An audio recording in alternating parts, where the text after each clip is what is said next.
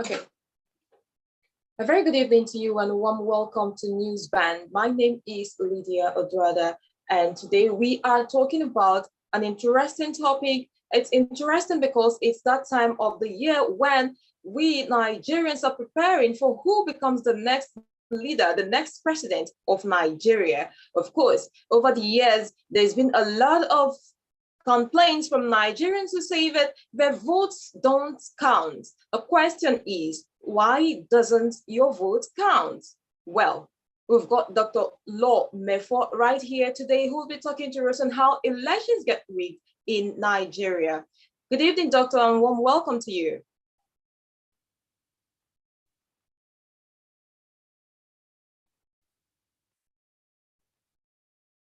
Doctor, can you hear me, sir?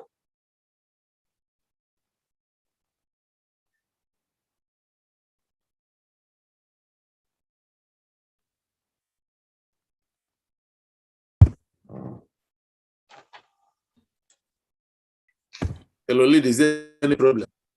Hello, good evening. I just sent a request. Dr. Augustina is the person who chaired the meeting. Thank you. Okay. Dr. Mefor, you are not muted. You're okay. I would have loved to, but You have just muted yourself again, but before you're okay. Can you unmute yourself again now? Or more. Okay. Muted now. Yeah, I think I'm unmuted now. Yes, we can hear you now. Thank you so much. Can you hear me now? Yes, we can hear you. Can you hear me now? Oh, Yes. okay. Thank you. Thank you. You're welcome. So, Doctor would quickly jump into the topic of discussion today because an interesting one that Nigerians would love to learn from. Of course, elections are around the corner, preparations are in top gear, and it's good for Nigerians to know what it is that is expected of them and how to go about the election process. Okay, so elections, like we all know, is an avenue for Nigerians and, of course, sovereign nations to choose who becomes the leader who sits as its president. And as this is going on, this preparation is going on, some people have said that votes don't count, that one vote wouldn't count. But the question is, why doesn't the vote count? Then comes, and would like to know, rigging in elections in this part of the world is prevalent. What do you see as the reason for rigging, Doctor? Yeah, thank you. Thank you for hosting me and raising this fundamental question, how elections are rigged in Nigeria. Those who want to be partisan in terms of contesting elective offices, in terms of supporting those who occupy elective offices, and those who are really interested in democracy, they need to understand how mandate is handed in Nigeria, or how mandate is stolen or hijacked in Nigeria.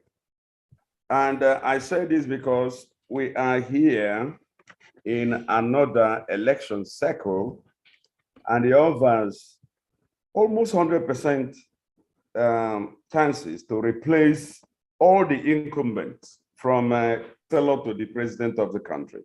So it is not a little opportunity for a country as big as Nigeria, the biggest Black nation, the biggest nation that hosts, or that the world Black call their home.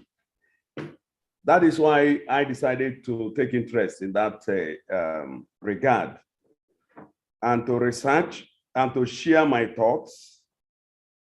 I must tell us that election in Nigeria derives from the kind of democracy we run.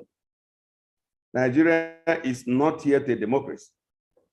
Nigeria at best is a civil rule. a civil or civilian rule is not the same thing as democracy. Democracy has to do with choices. Democracy has to do with the will of the majority. The way we say it in the local parlance, the majority will have their way, but the minority must be allowed to have their say. In Nigeria, majority are not allowed to have their way. They are not even allowed to have their say. What we have is a pure oligarchy, where some people who have been able to seize the turf, seize the national power base, they install themselves and install those who they want. They do that through rigging. And that is what I want to share with us. They share that, they do that through rigging. Rigging simply means thwarting the outcome of an electoral process.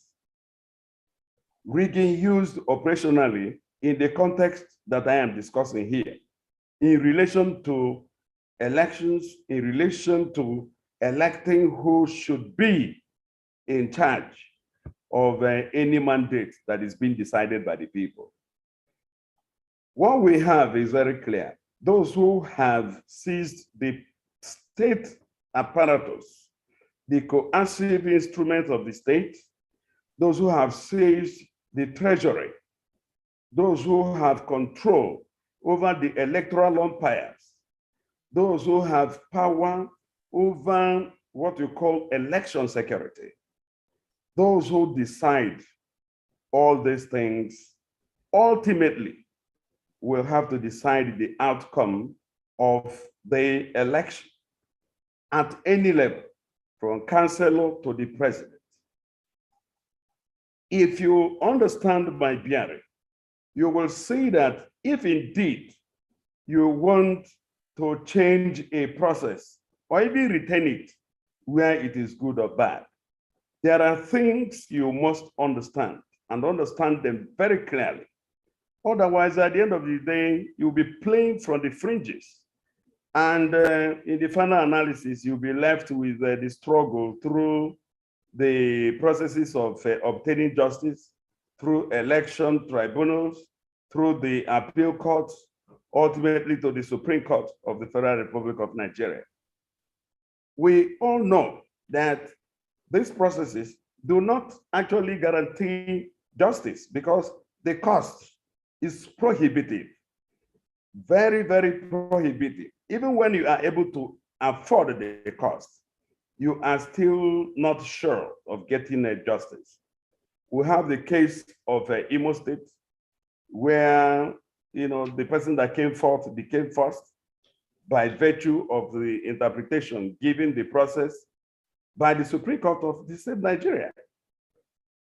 In other words, if even the tribunals and the appeal courts and the Supreme Court will not give you justice justifiably, procedurally, in way and manner as to satisfy that indeed you lost or you won fairly, you need to understand how elections are won and lost so that you take care of yourself and wouldn't have to go to any tribunal.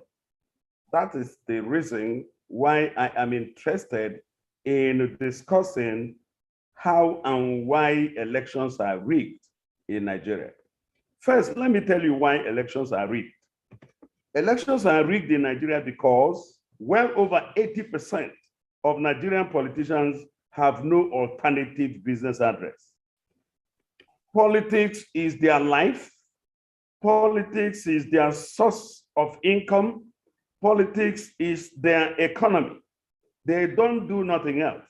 If they leave it, it means starvation. That is where the problem is.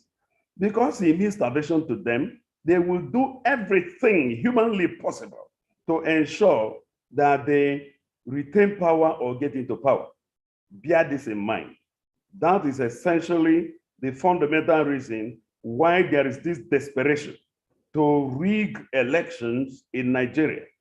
Now, let me tell us how elections are rigged in Nigeria.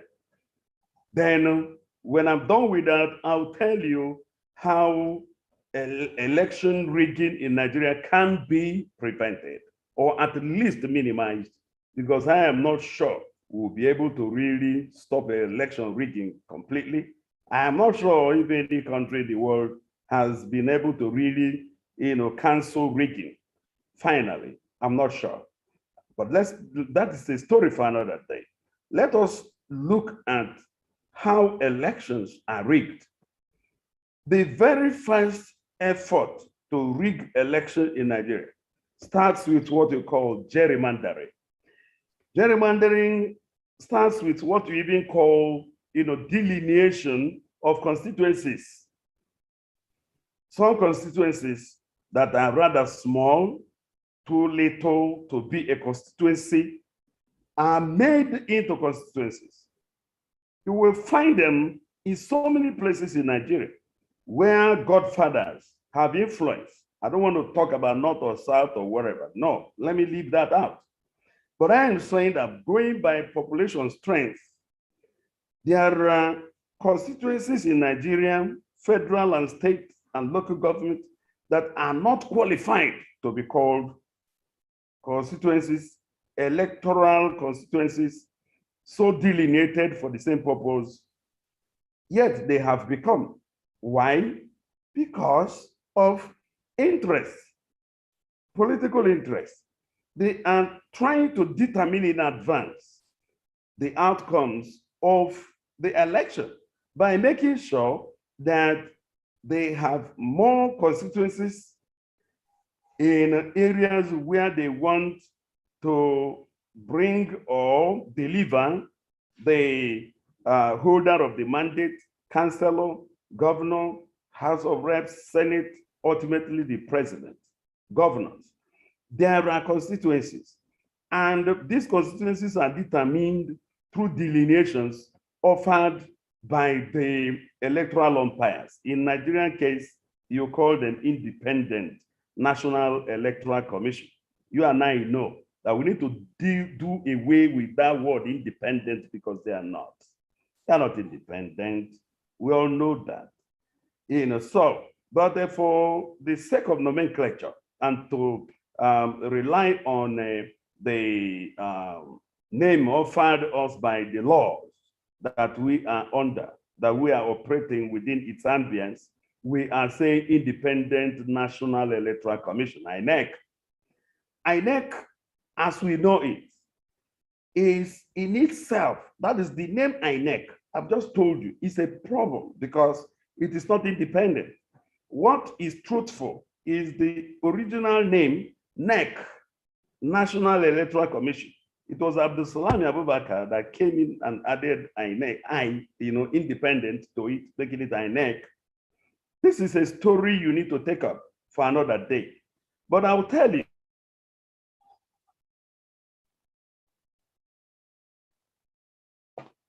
local governments, delineating electoral constituencies, delineating all levels of all levels.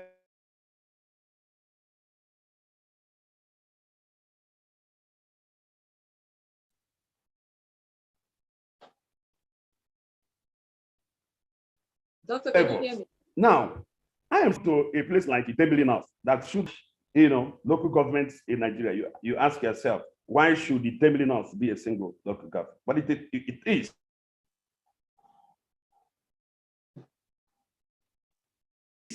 And it's regarded as the president of Nigeria. So it's a problem in itself. Now, let me not dwell on that and come down to what we all need to consider. If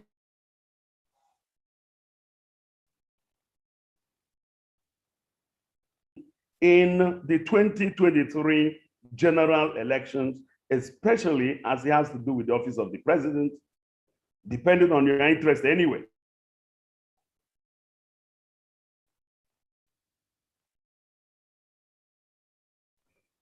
Election are not on top of election day as an aspirant as somebody who is interested in an aspirant or candidate, because on election day, aspiration must have ceased, you have candidates representing political parties. So ultimately, we are talking about candidates on election day. Candidates on election day stand no chance if they are not in a position to take care of the following, because that is how votes are generated, that's how the votes are counted, that is how the votes are collated, that is how the votes are rigged. In Nigeria, let me use the example of the presidential election, because that is one thing I know will unify all of us present on this forum and in this meeting. There are some figures I want you to check. You know, what you call voting units in Nigeria, voting units, the number of voting units in Nigeria is 177,000. If you are going for the office of the president, you must be represented in at least 80% of these 177,000 polling units. You must be physically present there through your trusted, die-hard supporters who are ready to vote, ensure you that your supporters vote and defend the vote. I'll come back to what will happen when you must have voted. But first, let me finish with the arm that has to do with even voting. You see, voting in Nigeria, we have been trying to transit from what you call the analog process, manual process, to electronic. And electronic voting should be said to have been achieved in the last Electoral Act Amendment. The Electoral Act Amendment has allowed electronic accreditation. It has allowed electronic transmission of results. The implication of this legal provision is that if you are not electronically accredited, you are not supposed to vote. If your representatives in those remote polling units and polling booths do not know this, there will be manual transmission of those results. If they do so, if there is no dissension, nobody will discountenance such fraudulent vote. That is one level that I want you to hold. I want to bring in something else also. You see, when you come to, I'm still talking about election day. In election day, aspirants, unless where you have a single candidate who is running unopposed, then there is likely not to be a problem. But you can't even rule it out altogether. But where it comes to contestation, where you have 2, 3 political parties contesting for a given office through their candidates, there will be attempt to rig the outcome. They will try to intimidate supporters of a particular candidate to ensure that a candidate emerges, somebody of their own choice. The issue of intimidation is fundamental. You will see it in thuggery, you will see it in even physical warfare. You will see guns, you see machetes, you see clubs, you see these things are really exhibited and used on the supporters and the voters who are predisposed to deliver a particular candidate. That is rigging. That is rigging. It is rigging, the kind of rigging you call, vote suppression. When you suppress the votes of a candidate in the areas where he is very strong, ultimately, when all the votes are collated, his figures will certainly come down because where he is strong is made weak, where he could have scored even 1 million, scoring 100,000 becomes very, very difficult because his supporters have been bullied, have been assaulted, chased away from polling booths and polling units and collation centers. That is one major way of rigging. Any party at all must be interested in this because it does not matter whether you are a ruling party or whether you are the chief opposition.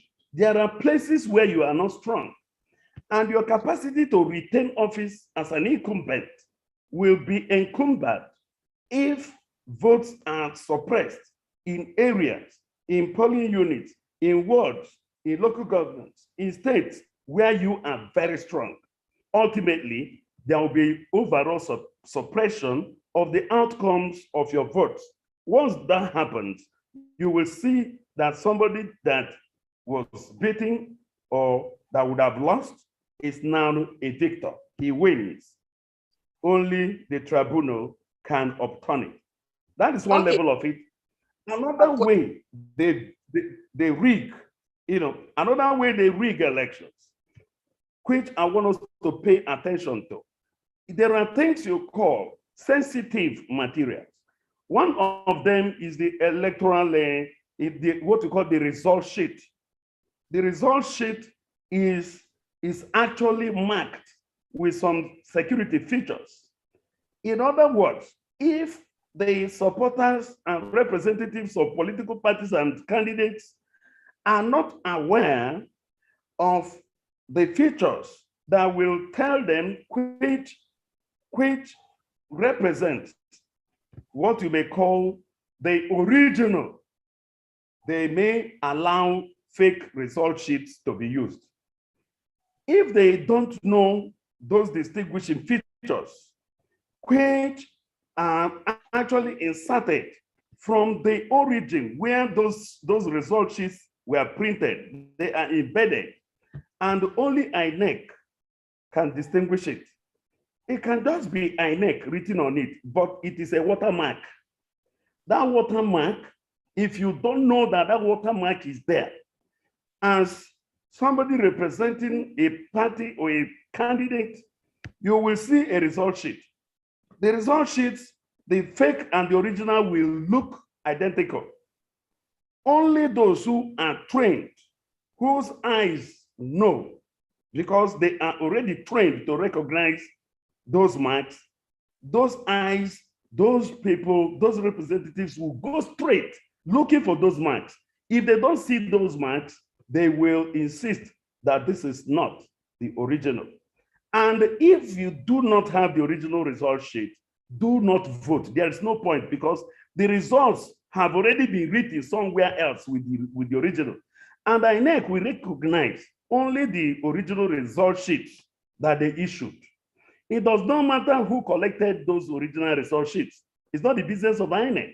And that is why the representatives of political parties and candidates must know the distinguishing features of the original result sheet. If they don't know this, they are on their own, they are lost. At the end of the day, they will win the election, but they will win only in the polling booth and collation center, but the result, held by INEC is not the original result sheet. And INEC is bound by law to recognize only the results computed with their own result sheet. This is where the people who are master riggers go for. They go for the original result sheet. They can leave you to wriggle, make noise, do whatever you want to do in a polling units, polling booths, collation centers at the world's local government to state, even up to federal determining the president of the country. But they are holding on to the original result sheet, and that they will figure out how to put in for INEC consideration. And INEC is legally bound to recognize only that. That said, I want to also bring in another issue. You see, the amended Electoral Act. Hello. You go into the next issue you're about to bring in. What are some tips that you'd like to give to voters on the election day, features they should look out for so that they don't waste the time in the polling units? I can't. I don't work in INEC, but I know this because I have been involved, I have observed, I have monitored the elections since 1999, right? Now, it is for the candidates. They have the right to insist on knowing what constitutes the original and the fake. Now, there is another thing they need to monitor. They need to, in answering your question, they need to monitor something. They need to be sure that the sensitive materials are issued by the authority or authorized institution that to keep those materials and releasing them with themselves as witnesses. For example, you have a Central Bank of Nigeria. Central Bank of Nigeria is supposed to be storing our sensitive materials until Godwin Mefor, out of the blues, believes that he can become president. I don't know whether he wants to sit in the CBN and write his own results because he's holding the result sheets. And even INEC chairman has said that they are considering changing INEC as their bank for sensitive materials, wherever INEC decides, whether to keep it with CBN, with doubtful Emefiele, so be it. If they decide to leave it with Emefiele, who is a card-carrying member of APC, fine. If all the political parties keep quiet, that's their own problem.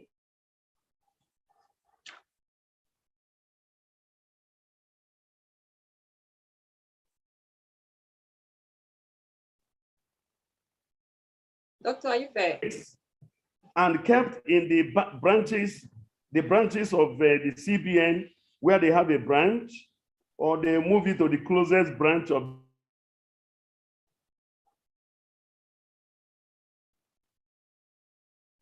the election must make themselves available where the sensitive materials must be released. If they don't do that, they're on their own.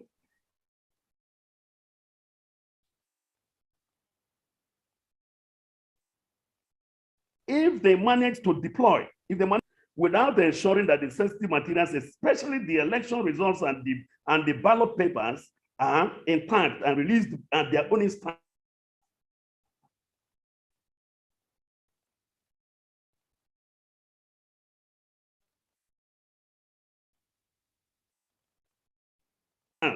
it means that fake campaign that must be ensured. Let me also bring in other things they must do on election day. You see, you are a candidate and a political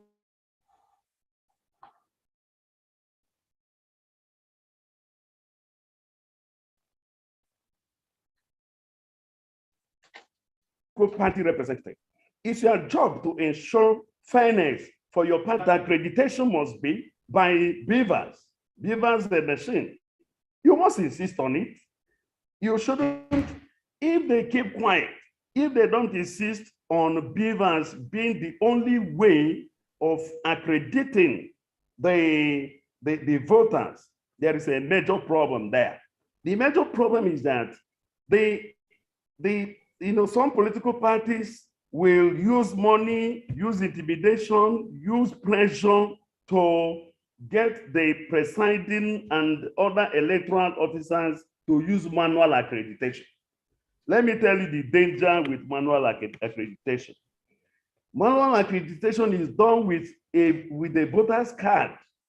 The voter's card you see some people carrying do not belong to them. Do you know, as we speak, some candidates are buying voters' cards already. They are buying voters' cards. Why are they buying it? Okay, if you buy the voters' cards and later return the cards to the owners because you want them to vote for you, well, it's bad enough. But when you mop up the voters' cards from 5,000, 10,000, and perhaps more, when you do so, we know it has been the practice in Nigeria. And I'm drawing the attention of all of us gathered here and attention of all Nigerians who want democracy to understand that voters' cards are purchased by politicians, by candidates who want to win by hook or crook. If that is the case, only Beavers' method of accreditation will check that. You know why? With Beavers will ensure that the holder of the card is the actual owner of the card. That's very simple. And what that means is that Beavers is relying on what you call your digital biometric identity, fingerprints, facial expression recognition. That is the only thing Beavers will recognize. And Beavers has been modified to the point that if your fingerprint doesn't work, because maybe you are a hard worker, a laborer, and your thumbs have been peeled off by the kind of job you do, fine. Beavers says, let me see your face. Your face, your eye. These are eyes that are different. And Beavers will know whether it is you. You see the fundamental provision. So whoever wants the outcome of 2023 election, ranging from, local government is out of it, ranging from state assembly to the office of the president, really reflect up to 70% the wishes of Nigerians, must insist that accreditation and voting are based only on the Beavers machine. Once you do that, fine. It means that those who are carrying other people's cards and those who will vote in one polling booth and rush to another place to vote again will be eliminated. The second thing I mentioned is another way of rigging. Your voters will spring from one polling unit to another, because voting and accreditation, they have a kind of a gap of about 2 hours in a place where voting starts early and counting starts early. Somebody who wants to vote double through manual accreditation can dash to the closest polling unit and polling booth. This is very fundamental. We need to eliminate all this from what is going on. Another thing they do, which we must put into consideration, they buy the votes. On a voting day itself, they buy votes. They come with very large cache of cash. In Ghana must go. You will come there, they will tell you, vote for my candidate, and you collect 500, 1,000, sometimes even 5,000. I'm telling you, it goes on in Nigeria since 1999. Now, the amended Electoral Act has tried to see if it can checkmate that by saying that those who vote should not go to the polling booth itself with their mobile smartphones. Because what they do is that they go there and vote for where they will get money and snap the ballot paper and come to the person disbursing funds, show from their smartphone that this is the party they voted for, they get their cash. But if I were them, I'm telling you, I am advising them, collect the cash. Let me tell you how you can collect the cash and still deny them of the vote. If you are able to snap that you voted for party A, after snapping, vote for the person you want. When you do that, you have invalidated your vote. Yes, the person you want hasn't gained from you, but he hasn't lost, because your vote is not going to another person. That is what I will advise, because these people are evil. They don't want democracy. I will advise that unapologetically, because that is the way we can checkmate some of these things going on. Now, since that is what they do, we must not allow it. Party agents must be vigilant. They need to find those who are there with cash.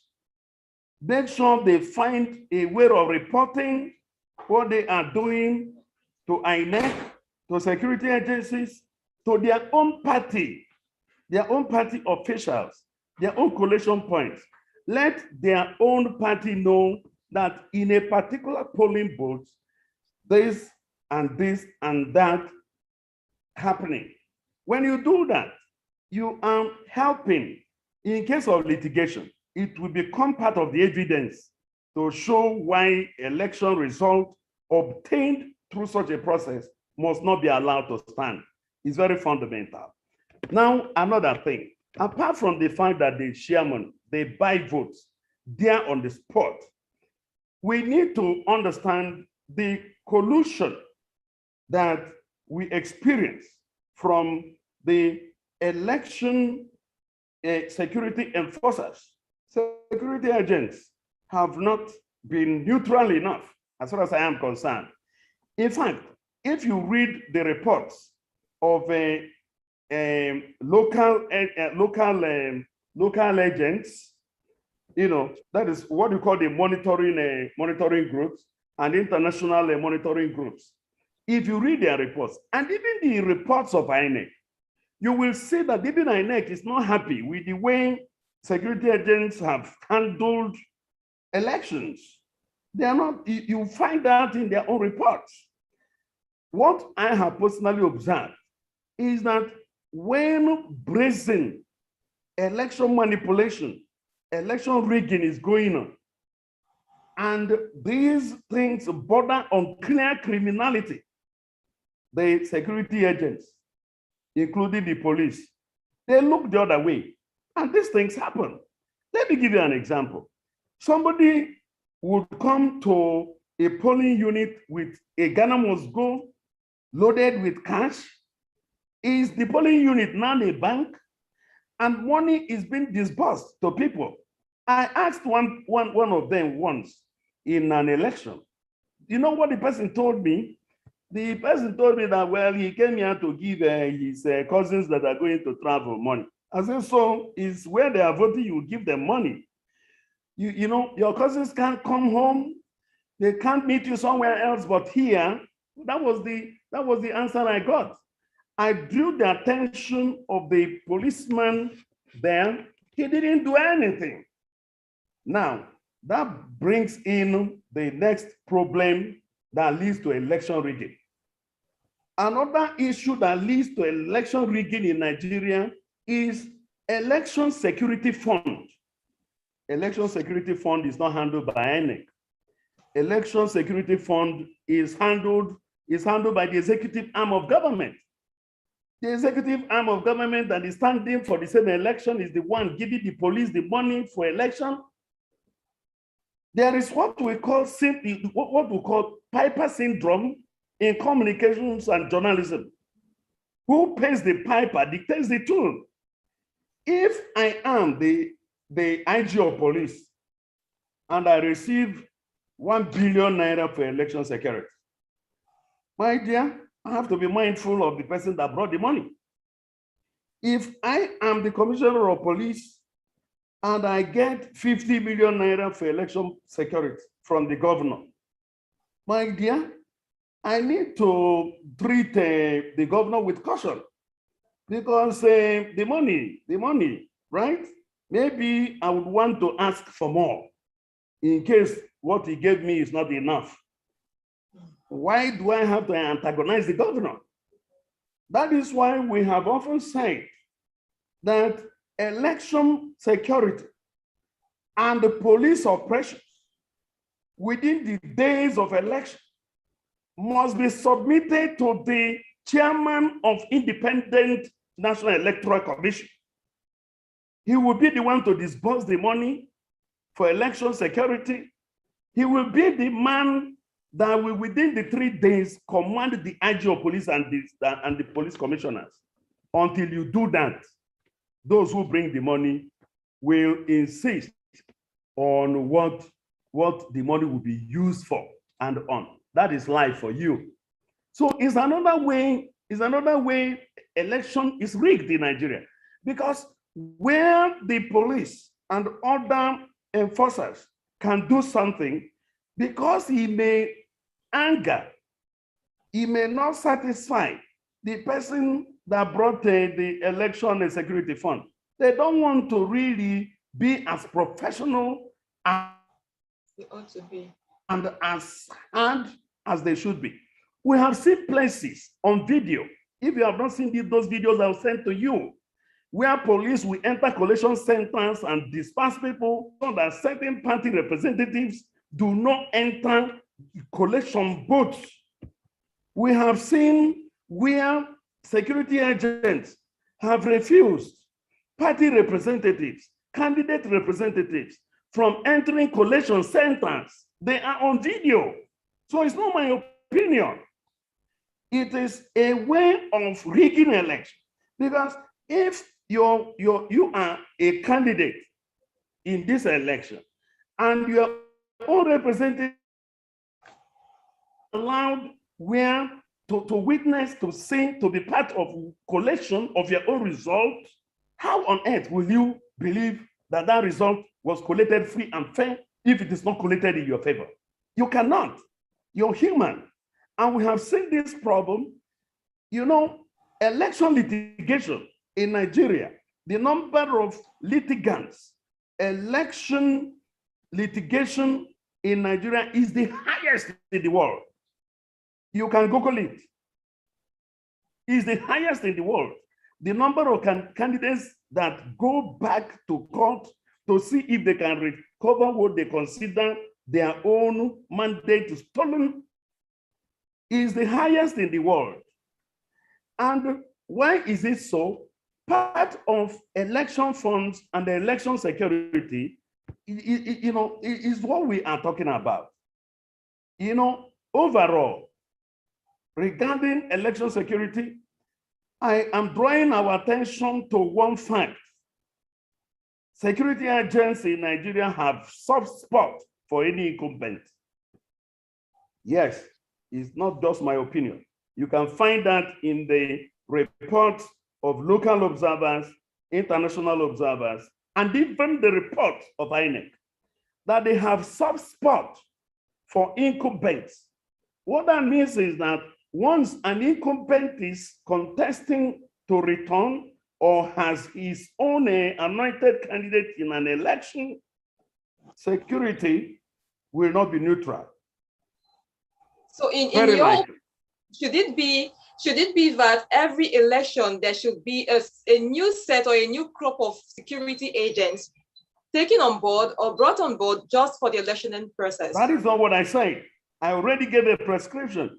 I have told us that the police for the 3 to 5 days of election should be placed under the command by the Constitution of the Federal Republic of Nigeria, under the command of the Chairman, Independent National Electoral Commission.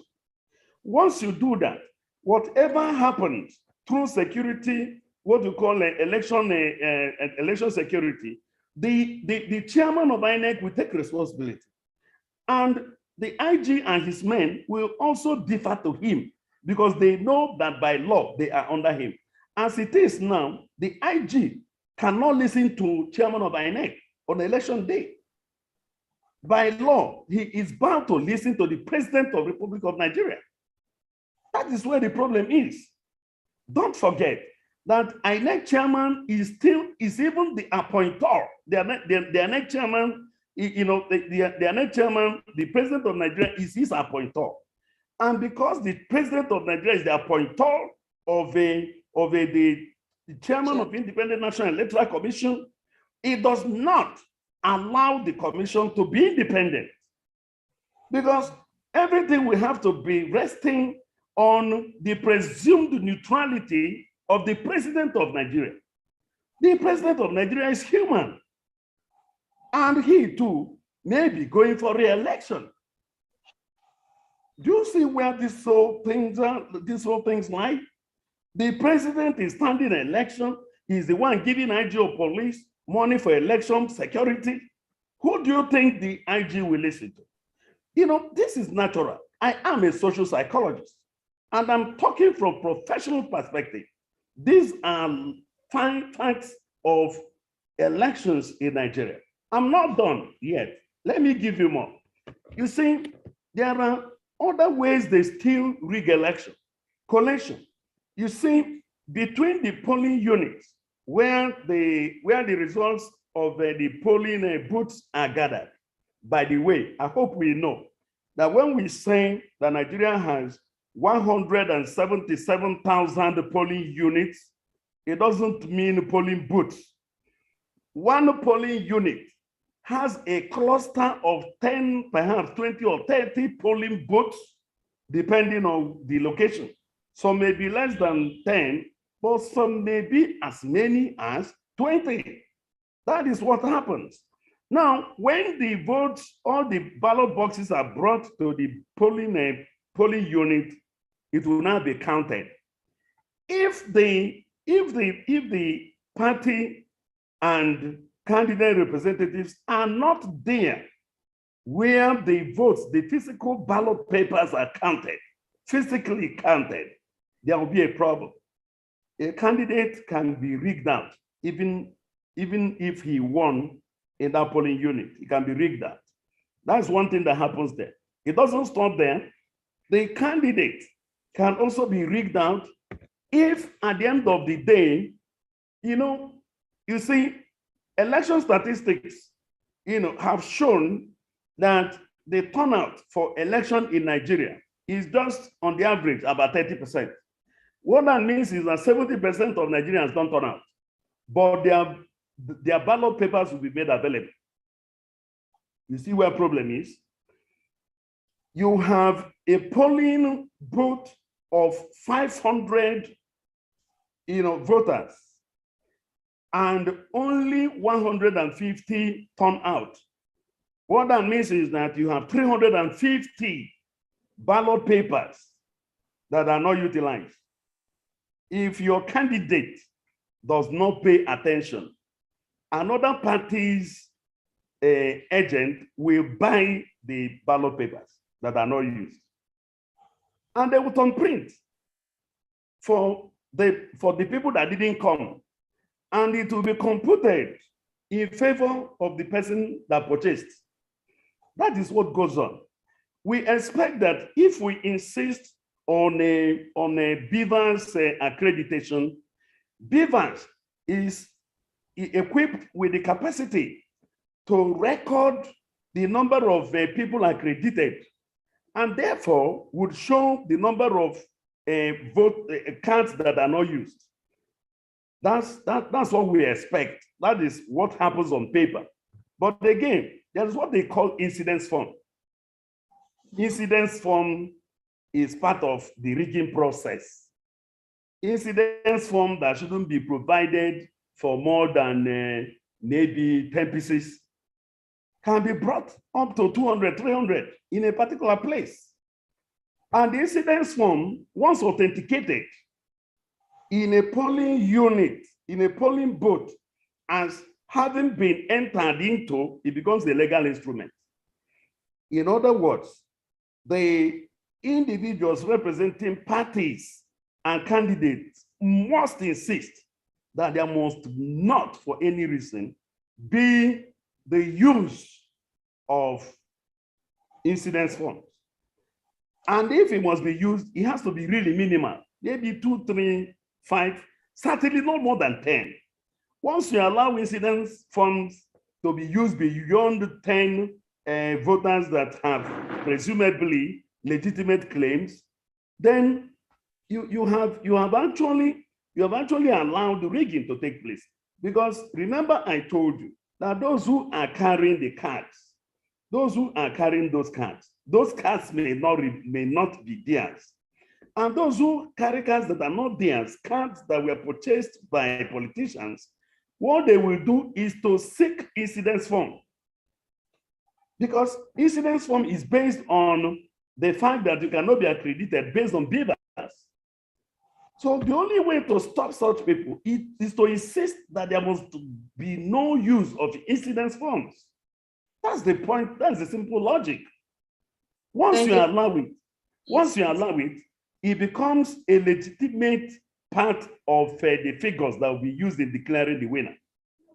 I think I should stop here. Many more. Maybe during questions, I should be able to supply more. Yes, sir. Thank you very much. Okay, so we'll take questions from the comment section. We'll see Andrea. Please kindly raise your hand so that you'll be called on to ask your question. Please raise your hand and you'll be asked to unmute yourself and then ask your question.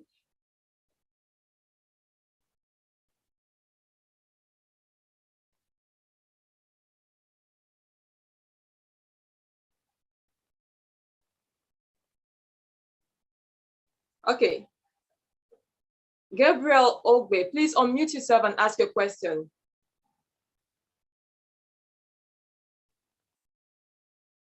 Gabriel, please unmute yourself.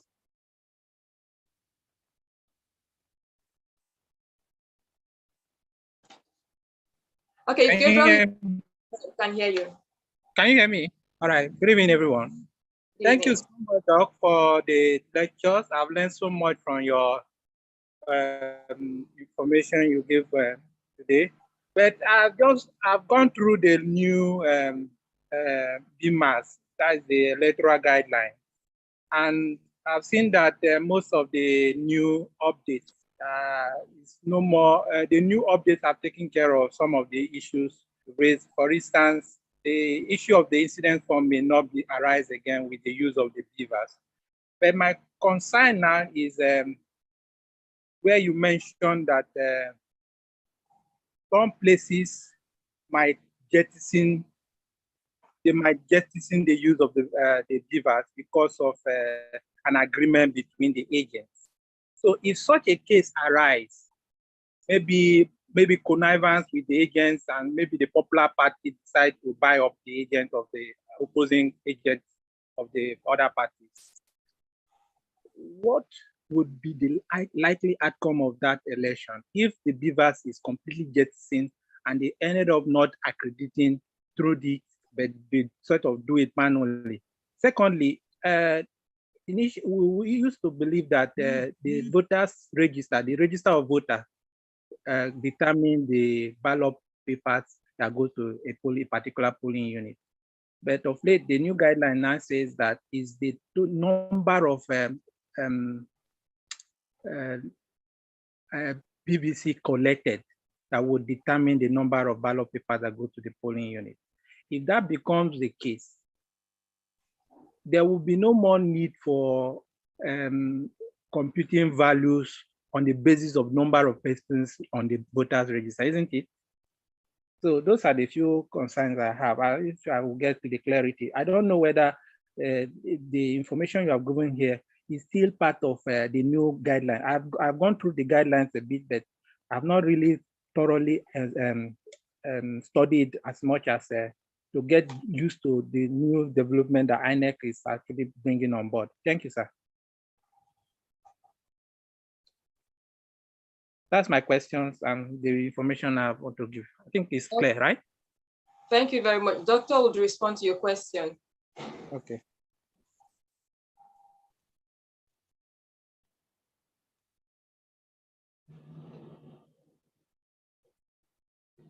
Doctor, please, you've been sent a request to unmute so that you can attend to his question.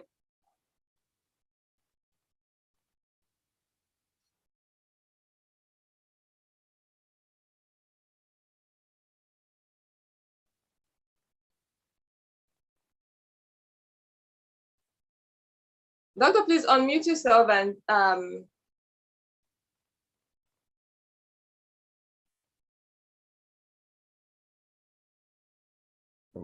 I can unmute now.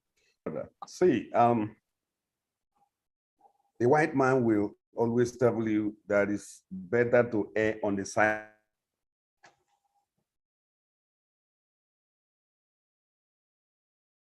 of caution. On the paper, things are beautiful, right? and you presume that all is well until you get to the testing of the new and amended Electoral Act. I've read the amended Electoral Act, like at least 3 times, and I've asked questions.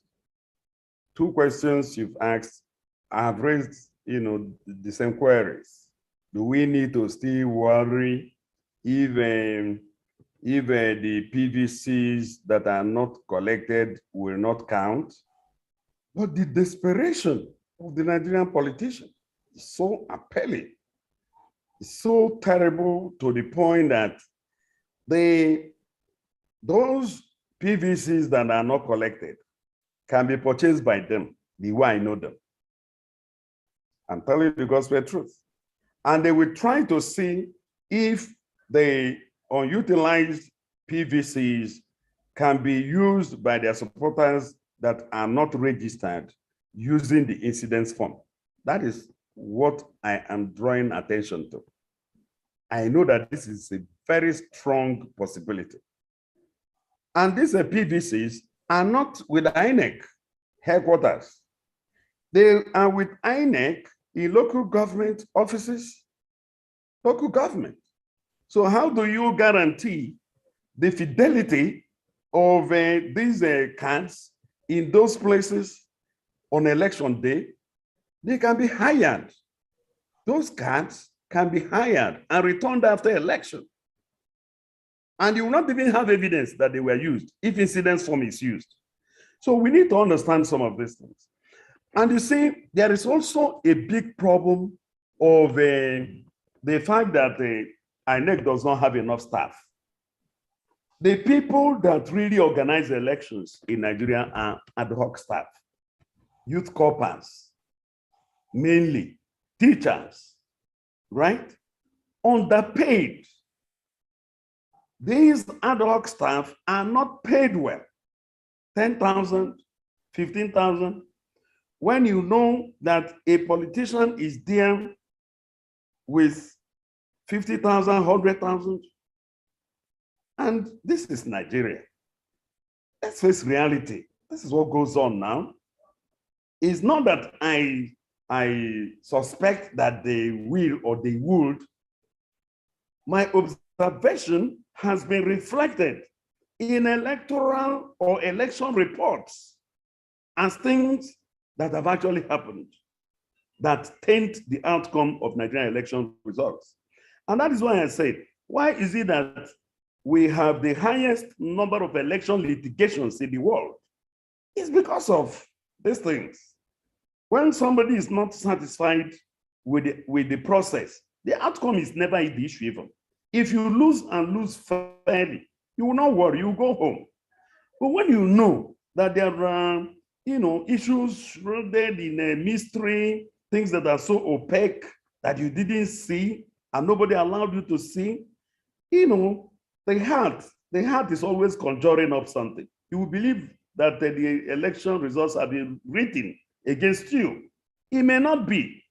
And these things have led to people legitimately approaching the tribunals, going through the courts of appeal, going up to the Supreme Court, all in an attempt to prove that this election is not free and fair. That said, apart from the issue of ballot paper, not ballot paper this time now, but the issue of the PVCs that are uncollected, not accounting. I've already said, please don't take that to the bank. It may not cash.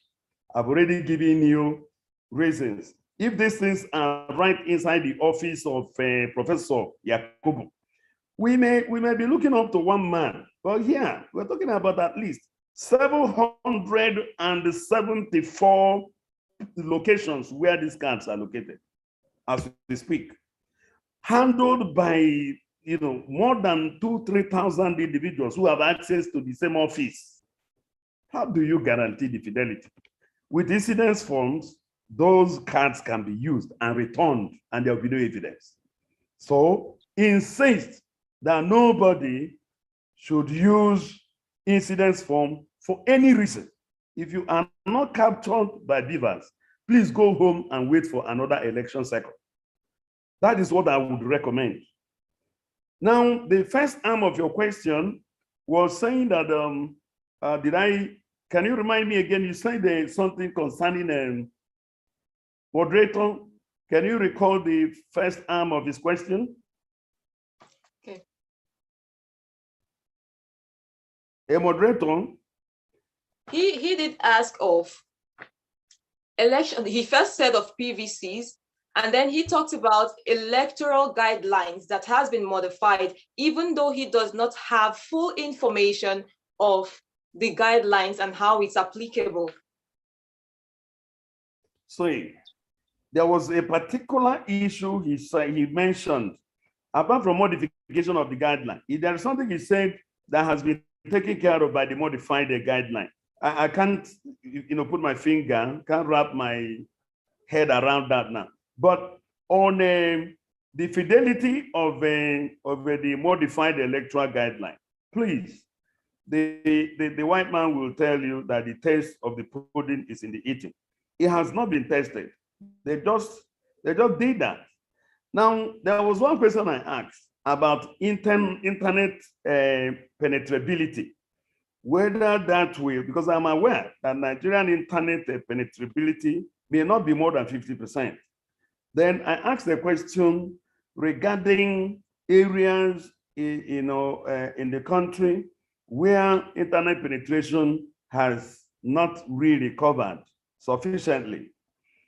I was told that Beavers does not require internet penetrability to function. So I think to that extent, if that information is correct, that it does not require internet penetrability to work, that means it doesn't require maybe a backing at any level by the GSM providers and things like that, then we are home and dry with the issue of electronic voting and accreditation. I know that accreditation may not require internet. Yes, that I think is in order, that you don't require internet, because the machine is what you need, and the recognition and everything is supposed to be within the machine itself. But again, it is still questionable, because the issue of identification would have to draw, the machine will have to draw information. Information will have to be taken from somewhere that you consider the central server. And I don't want to believe that each Beavers machine contains all the voters, in Nigeria, or perhaps is configured to contain only the voters in the polling unit and polling booth. If that is what they have done, I think to the extent of accreditation, Beavers may not require internet access. But if you have to transmit the result, I don't know what other method that will be applied.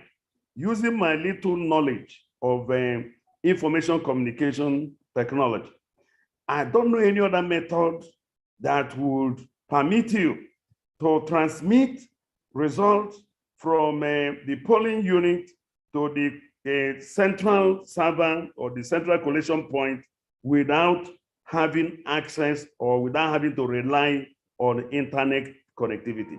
I will check this out further. I asked that question. They gave me this answer, but I'm not too satisfied. If that is the same question he said is asking, he should reach me, back channels so that we'll work on it together.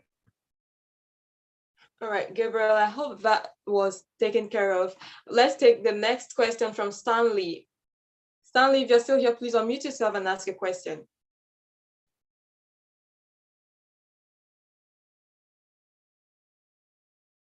Stanley, are you here? Yeah, I can hear you now. Hello. Please unmute. Can you hear me? Yes, we can hear you. Yeah, good evening, all, and good evening to Dr. Law Mefor. Thank you. Very educative.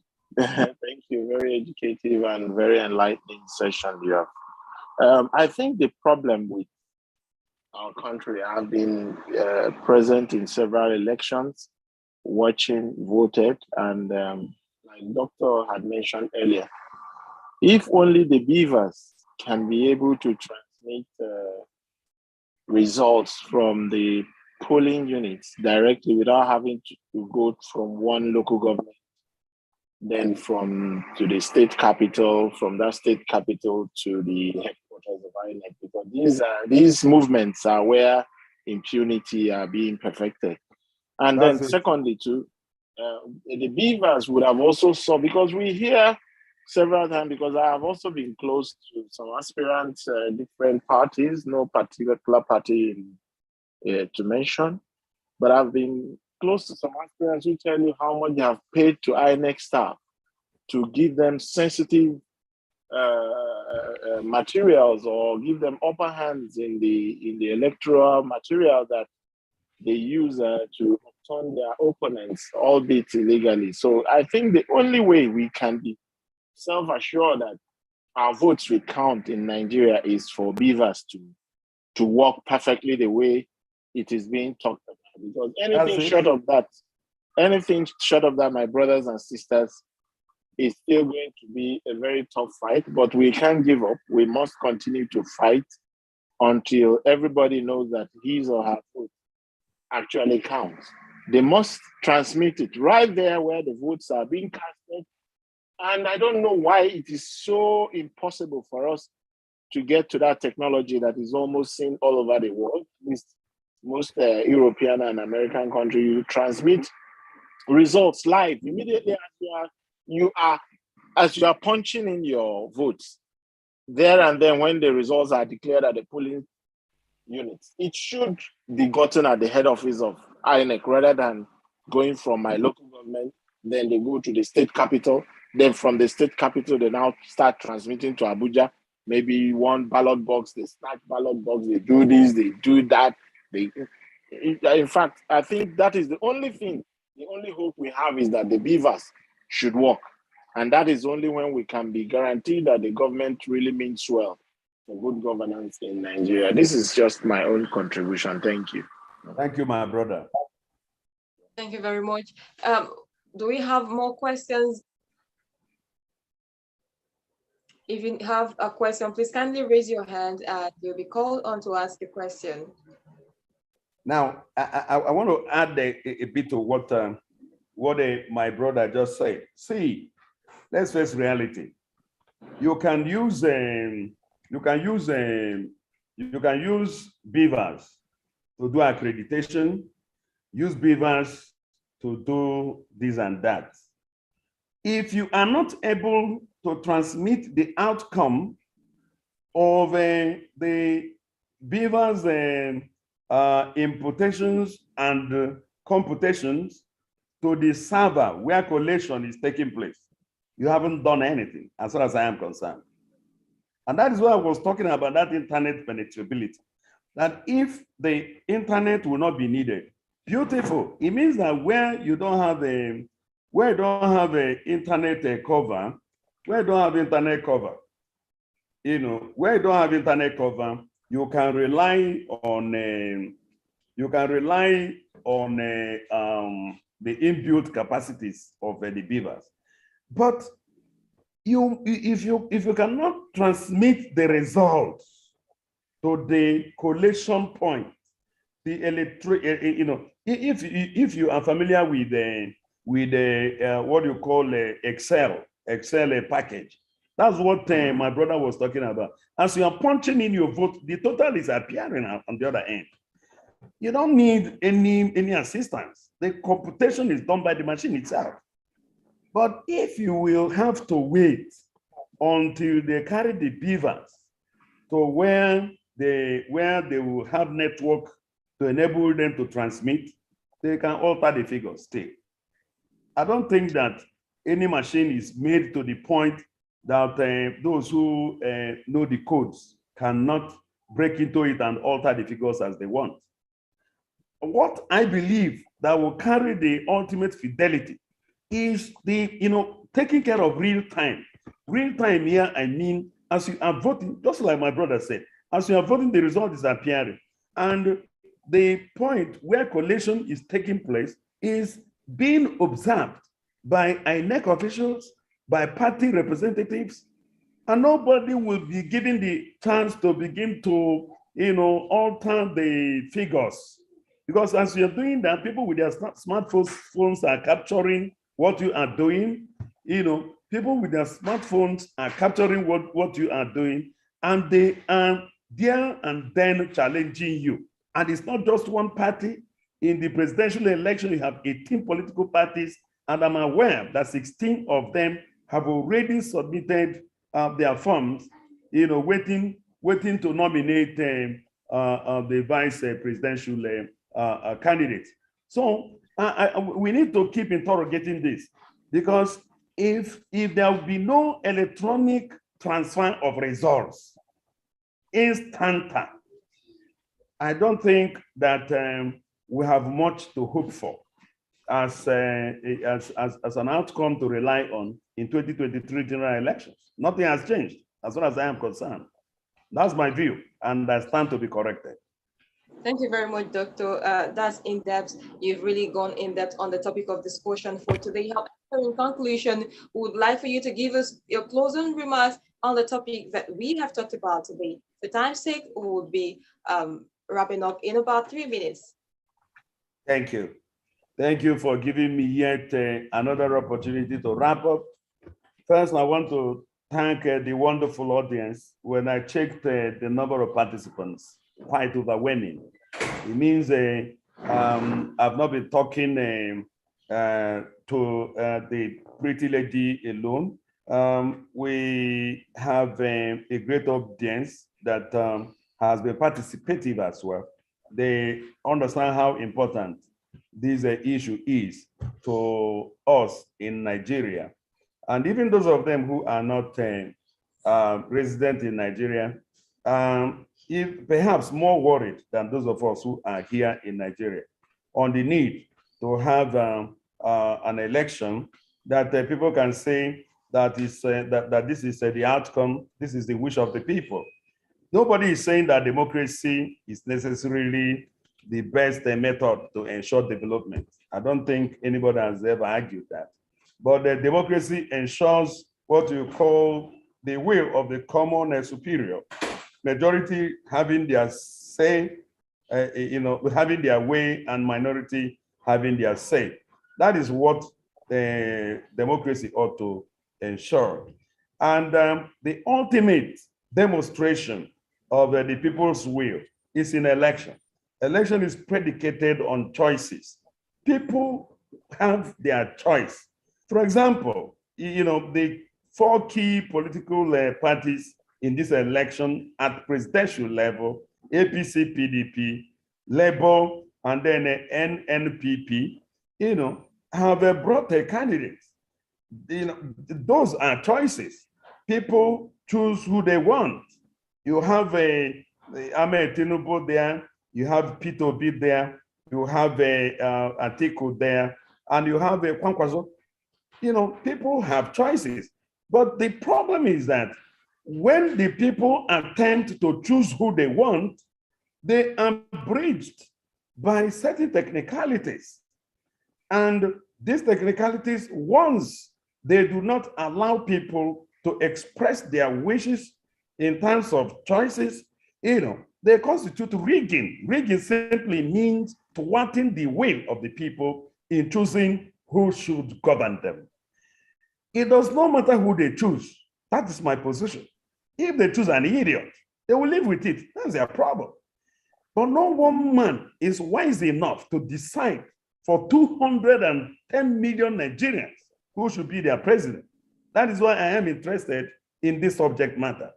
I believe it is fundamentally important that the beavers machine must work, and all else that will make the beavers machine unable to transmit results instantly from the polling units after the collection of the ballot papers or ballot boxes and the counting and the reading out the results there at the polling units, and transmitting same to the collation points,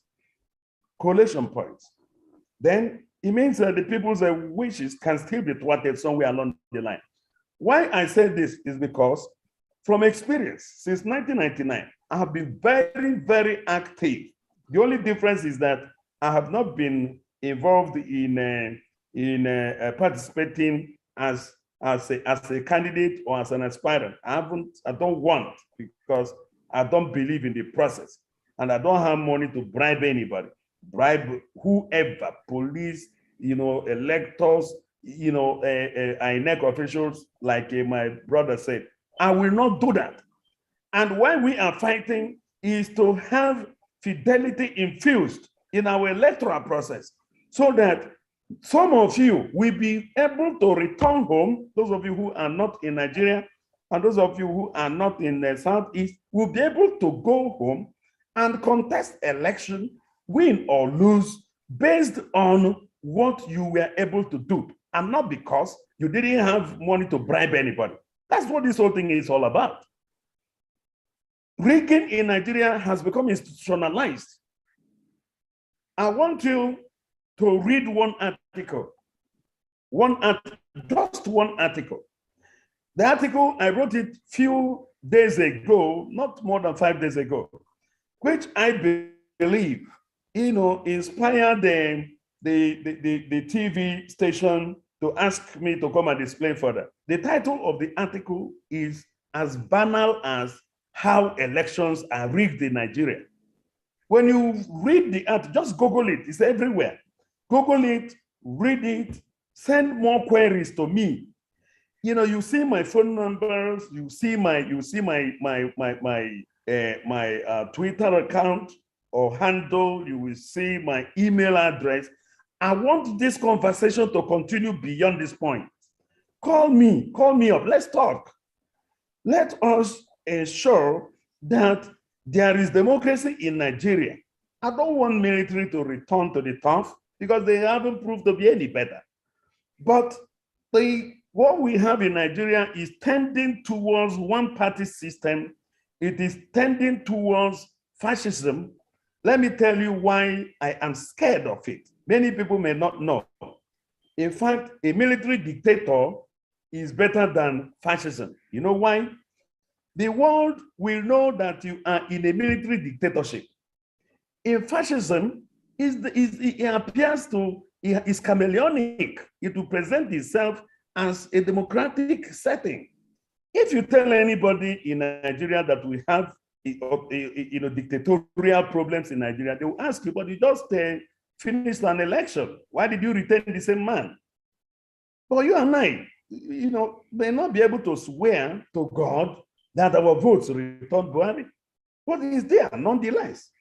That is what makes fascism very, very terrible. And without election that is credible, free, and fair, dependable, accountable, the wish of the people totally reflected, you will never call that democracy. That's just my submission.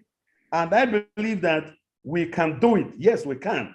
Let us deal with this facade called the election in Nigeria and give it the semblance of what obtained in other climes.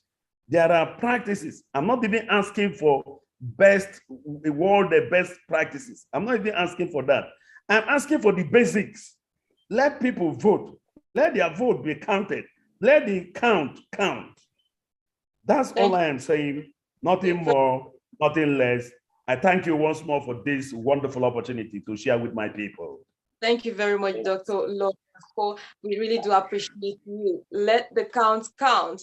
As we prepare as a country, as a nation to hit the polls come 2023, I'd encourage you all to go get your PVCs and of course, do the needful. Vote your conscience. Do not forget, this is Newsbell. Do well to follow us on Instagram, on Facebook, and subscribe to our YouTube channel for more information. From me to you, thank you so much. And thank you so much, Doctor, for coming. We appreciate it. Thank you. Pleasure is always mine. Have a pleasant night rest. Good night.